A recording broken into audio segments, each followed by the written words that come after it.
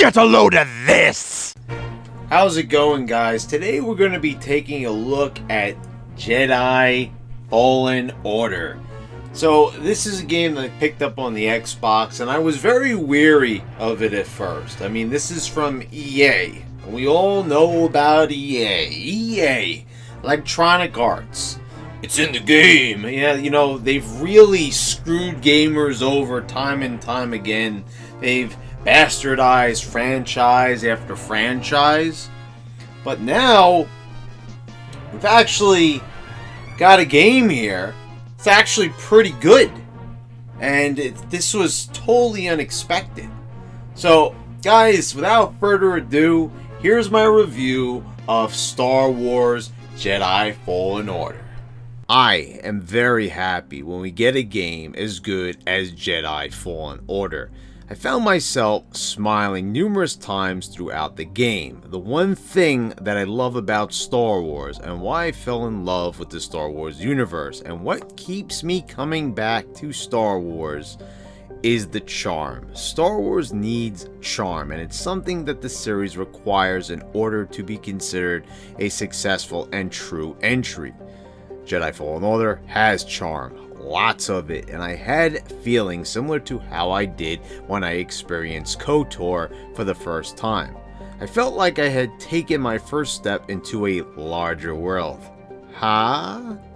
See what I did there? A Star Wars movie quote in a Star Wars game review. Now that's charming. So I had been critical of how Star Wars games were being handled ever since the Disney acquisition of the property and the demise of LucasArts. Just go watch my Force Unleashed retrospective for proof of that. Battlefront 1 and 2 were games that greatly disinterested me, and it didn't help that EA perpetrated beyond sketchy business tactics with Battlefront 2's microtransactions, which proved it to be a cheap cash-in more than a nurtured and well-crafted Star Wars gaming experience like the KOTOR series or Jedi Knight games. Well, when EA was announced to be publishing a new Star Wars, needless to say, I was skeptical. We were getting a single-player action-adventure Star Wars game, and the looming possibility of underhanded anti-consumer business tactics were possible, though they were promised not to be. Well, I sit here today happy to announce that EA putting Respawn in charge of the game was a good decision. Though a weird choice, having only developed shooters previously, this seems like a disaster waiting to happen, but they developed one hell of a fantastic game and an amazing Star Wars experience. Cal Kestis is one of the last surviving Jedi after the Purge, and he's been in hiding working as a scrapper until one day Imperial forces are visiting his planet, and following an unexpected accident in which his friend is about to plummet to his death, Cal is forced into using the Force. And an Imperial probe droid catches him in the act. He gets paid a visit by an Imperial Inquisitor that goes by the name of the Second Sister. I never knew that Inquisitors actually date back to the original expanded universe and were first featured in the Star Wars role-playing source book back in 1987. A simple Google search cleared this up. They are corrupted Jedi that have been turned to the dark side and used by the Emperor to hunt down the remaining Jedi. Soon the Empire is hounding you and you're trying to escape in this incredible confrontation on a train. This game kicks off with a fucking bang, and this sequence aboard the train is just too cool for school and brings back good memories of Shadows of the Empire and Jedi Academy with those games' great train levels. Cal is rescued in the nick of time by a human woman, Seer, and an alien pilot, Grease. Seer is a former Jedi with a dark past and has cut herself off from the past, and Grease is a pilot with a lot of personality. Together, Cal and Seer formulate a plan to bring the Jedi order back together. Upon visiting an ancient vault on the planet of Bogano, home to Cere's former master, Endo Cardova, Cal learns that he must follow Cardova's path of clues to find a holocron containing the list of Force-sensitive younglings that can be used to bring forth a new order of Jedi. He also meets Cardova's droid, BD-1, who comes along with you and will be helping you out a lot on your journey. I really like how he stays clipped to your back when not using him. Cal and BD form a friendship, and he feels more like a companion than just another gameplay tool. I absolutely love the interactions with Cal and BD, and the interactions with your two shipmates. The dialogue exchanges are just so intriguing, and the new lore and uncovering pieces of Cere's past is very well done. Cere admits to wrongdoing, but she never tells you the full story, and little by little you learn about it, and by the time the full story is put into perspective, it's very satisfying, and you learn why she has cut herself off from the Force. The mysterious nature of her past brings a sense of wonder to her character, and you want to learn more about her. Now, Grease is a charming, funny character, but we never really learn that much about him, and you know what? That's okay. I think we learn just enough, and I'll get to that in a bit. Let me just say that I caught myself smiling quite a bit during this game, and it was with a lot of these character interactions. Everyone involved put in some really dedicated performances, and it pays off dividends because it keeps you invested in the story and the characters, and most importantly, the game itself. To me, a lot of the time cutscenes feel like a chore, and these do not. I feel like they are worth watching, and I appreciate them more because a lot of hard work was put into them. Hard work that can be fully appreciated because of how well it all turned out. Plus, the game doesn't bombard you with tons of them, and only uses them when the gameplay simply wouldn't be able to tell the story in an effective manner. So where will you be going on your journey across the galaxy? There's quite a few planets in this game, but they're not all full size. But I'd be damned if I didn't say that the ones that are massive in size. These are huge, living, breathing worlds, and with graphics this amazing, and dear God, have I mentioned these graphics? Look at these environments, these character models. Cal is played by Cameron Monaghan of Gotham fame, where he played the sadistic precursor to the clown prince of crime, Jerome. And this character looks exactly like the actor. To be honest, it's kind of weird seeing Monaghan play the role of a good-hearted Jedi after seeing all his madness in Gotham, but I have to say I like this character a lot. He's brimming with charm and enthusiasm, and I think I like this character more than Starkiller from The Force Unleashed. He just feels looser, less stiff. Like, I wouldn't say Starkiller was stiff, but Cal is just more likable and real, and he just feels like the kind of character you can get behind like a Luke Skywalker. So you have the freedom to go to any planet you want, but you will need certain abilities to progress at certain junctures. So I really would recommend you just follow a more linear path like I did, because it's really the intended path, and I don't think it would be too fun hitting too many dead ends to break the flow of gameplay, even if exploration and open world design are qualities you hold in high regard. There is plenty of exploration to be had along the designated path, because as I mentioned, these planets are vast and sizable. Try taking some time to find all the hidden goodies on Bogano, and one of my favorite things is how you can go back to a planet like Bogano after obtaining new Force abilities that you will learn on your journey, which opens up the exploration, and I love how the game gives you a lot to look forward to, so that not only the story progresses, but so does your desire for exploration. There's no side quest though, so it's definitely a missed opportunity that some optional missions could have been added in to give the player some extra stuff to do, besides just hunting down item containers for new equipment. Getting new ponchos and lightsaber parts is fun, but I would have liked some added gameplay to deviate from the main plot from time to time. For an adventure game like this, it just seems like a weird omission after playing games like Mass Effect and KOTOR that share galaxy cruising similarities. But there's plenty to keep you busy here, so it's not a glaring omission. So your main goal is to stay one step ahead of the Inquisitors and discover the various vaults which contain the necessary clues to your uncovering the holocron. And of course, there's a ton of obstacles in your way, and the Empire is not going to make it easy for you. Upon reaching the planet Zepho, you will once again engage the Empire with a horde of stormtroopers. This is where you will go into your first full-size vault and have to contend with various rooms and challenges. This ball puzzle has caused some people massive amounts of frustration, in which you need to put all these balls into holes. What the fuck did I just say? Anyway, I'll be honest, I had to look at a walkthrough because I actually didn't see the wind gust that can help blow the ball to the upper level. This is really the only time we have a puzzle element in the game like this, because the puzzles are mostly figuring out where and when you can implement your force powers and where to use BD1.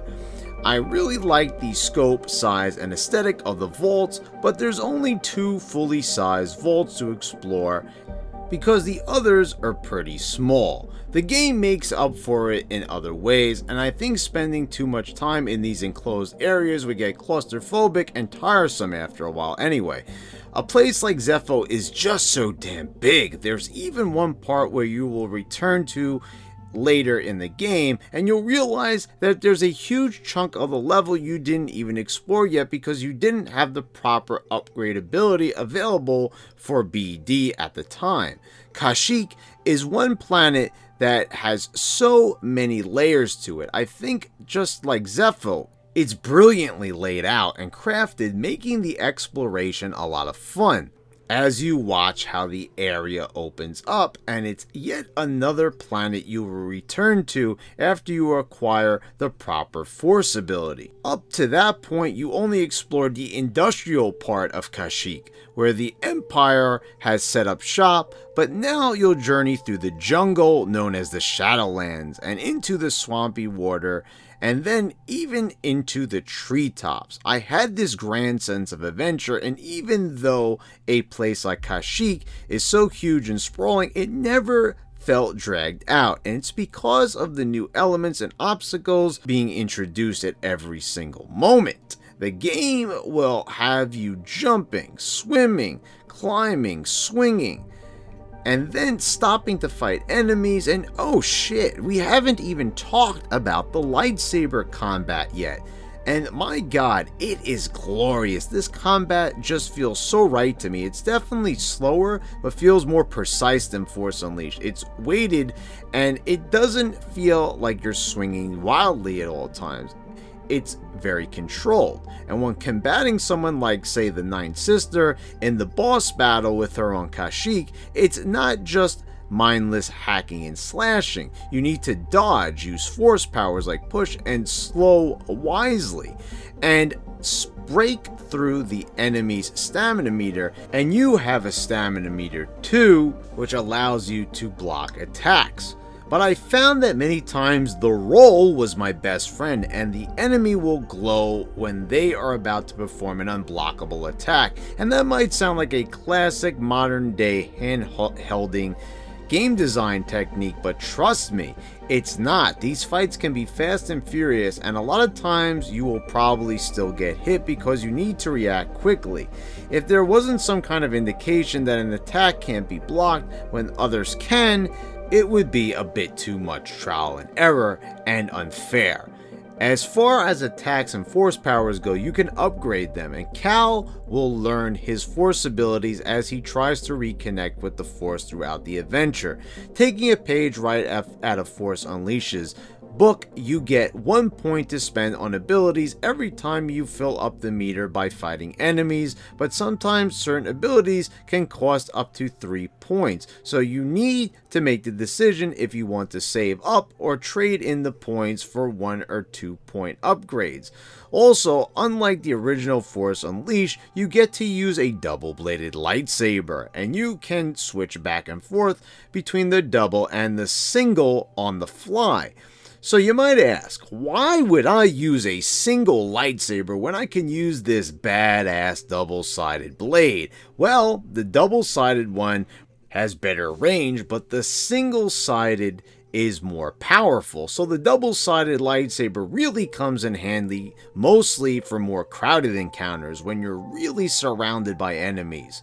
Why is it weaker? I have no fucking idea. I guess because the single blade is more concentrated and lands more accurately? Yeah, let's go with that. I'm all for it in the name of balancing, so I don't have to just chuck my single-sided blade in the proverbial trash can just because I have this cool new double-bladed toy. Strangely enough, we don't get to dual-wield 2 single lightsabers, which I found disappointing, which was something you could do back in Jedi Academy. Although I love the combat, sometimes the hit detection feels a bit too wonky, like the dashing lightsaber swing. If you are not perfectly lined up with your target, you kind of just go awkwardly to the side of the enemy and the attack does not register as a hit, but part of the enemy is still touching your blade, and it feels very cheap, and I feel like this should deliver at least some damage. Instead, the game just registers it as a miss and the enemy doesn't even react to it. If you've played a game like Jedi Outcast, if you even stood still next to an enemy, not even swinging your lightsaber, and it was touching an enemy, it would still deliver damage. That makes sense, and I wish the interaction with your surroundings felt more organic, like it did in that instance for Jedi Outcast. And this is not true for other attacks, but it's just annoying for such a cool, useful attack to have that kind of annoying flaw. Okay, so when we get towards the end of the game, things get a little funky with the story. The main story I think is just fine, and I like how Seer's past with the second sister, who is revealed to be her former Padawan Trilla, is fully realized, and her story is rounded out nicely. Vader's appearance is totally unexpected and a nice touch, and I like how he's portrayed as just an unstoppable monster who you have no choice but to run from or face certain death, kind of like Frankenstein's monster of sorts. Also, Cal decides to destroy the holocron you uncovered, deciding to allow all the Jedi to find their own path naturally, and I think that was a very Star Wars-y decision. It seems a lot of people thought this was anticlimactic, but it's really a good way to end things, with it fitting into how things play out in the original trilogy. The only thing is that there's a lot of loose ends, and as far as we know at this point, there's no plans for a follow-up game.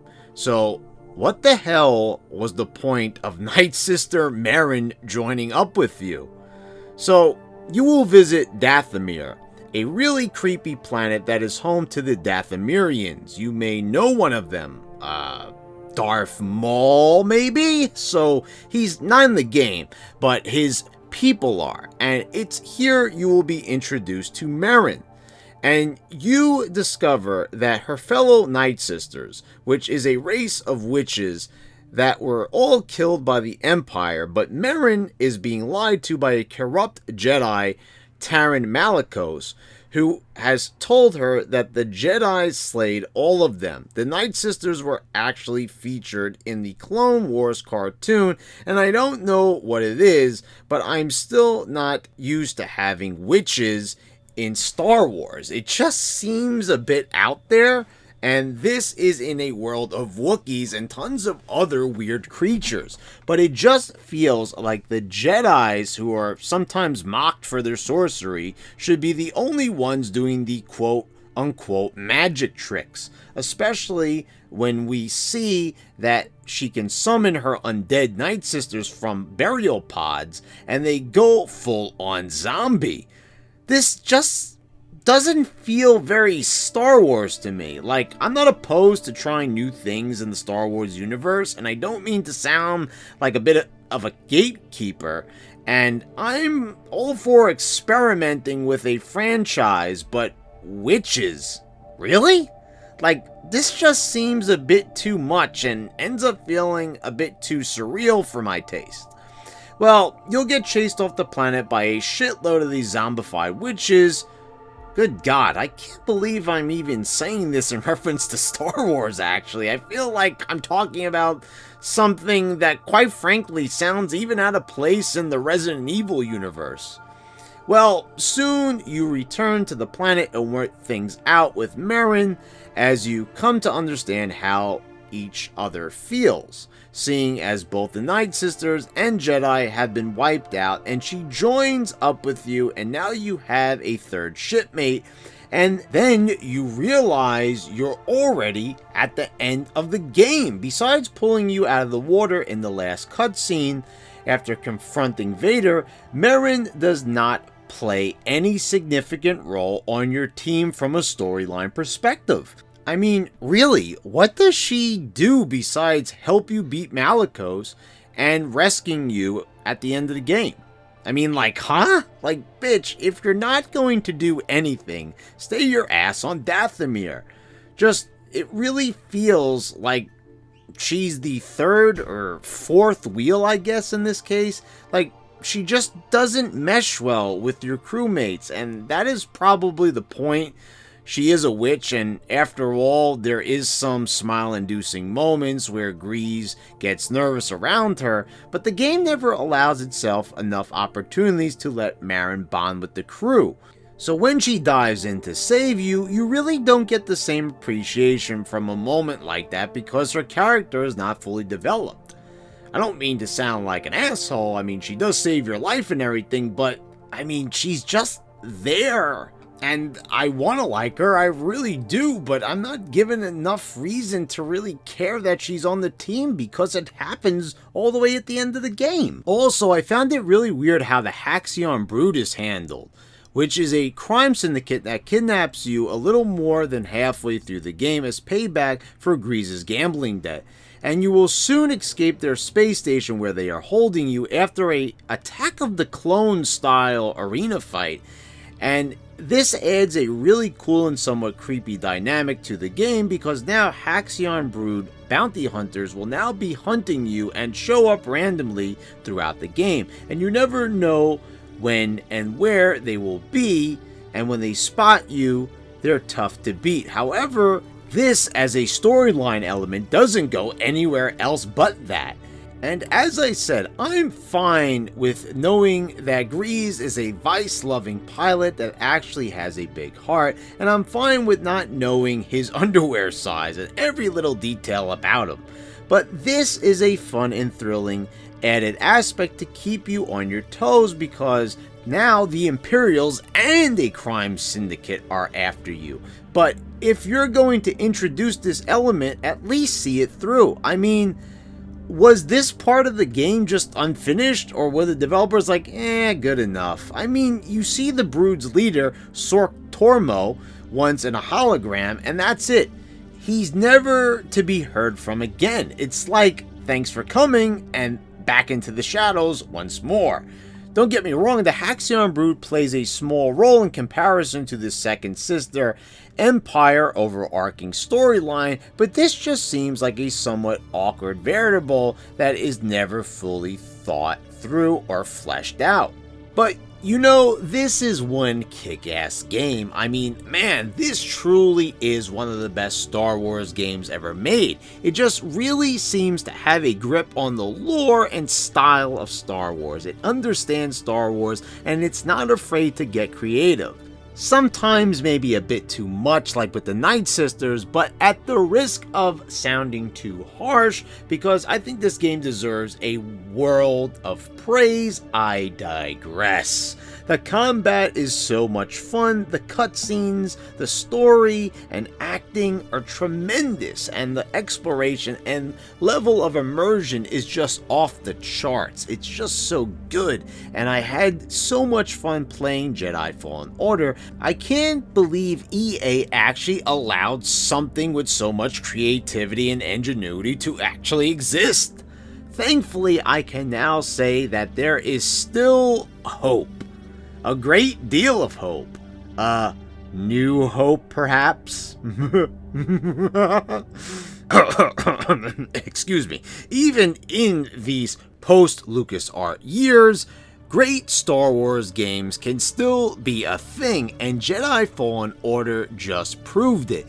It's got a lot of heart, and the future looks bright. But in the words of Han Solo, don't get cocky, kid, because there's still years of potential left, and EA still has command of the Star Wars video game Death Star, and I'm just hoping they don't obliterate the promising future they just built with this game by giving us another greed-filled disaster like with the Battlefront games. But I am hopeful, young Padawans, and I look forward to all the great Star Wars games to come. Oh yeah! Isn't Squadrons out now? That's right, probably gonna give that one a go. So guys, I hope you all enjoyed today's review. Please subscribe if you haven't already. Click the bell so you get all the notifications when I post all my new videos. I want to thank all my patrons for your continued support, and everybody, thank you for watching this video. I will see you next time.